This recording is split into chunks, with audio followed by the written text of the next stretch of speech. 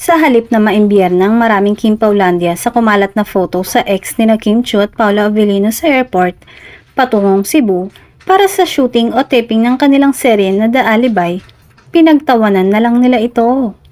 Na-highlight kasi sa larawan na magkatabi ang dalawa para sa photo op at naka-love sign pa si Kim.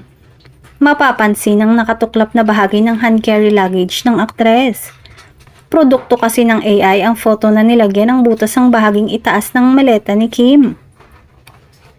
Tawang-tawa ang ilan dahil bukod sa hindi totoo na natuklap ang maleta ni Kim, pagkaliit-liit naman ang maleta ni Paolo sa tabi niya. Pero may isang netizen ang binakbakan ng mga Kim Pao solid dahil sinabihan nitong tamad si Paolo at ipinatong ang maleta nito kay Kim kaya nasira ito. Tinawag na bobo ang nasabing netizen na naniniwala sa AI, edited na photo ng dalawa. Bukod sa nasabing larawan, kanya-kanyang AI din ng iba para bigyan ng bagong look ang magka-love team. Maliban dito, kanya-kanyang paandar din ng ibang mga fans sa kanilang post na nakasakay sa eroplano, nasa airport, nasa dagat at kung saan-saan pa, para lang masabing pupuntahan nila ang Kim Pao para bisitahin ang shooting nito.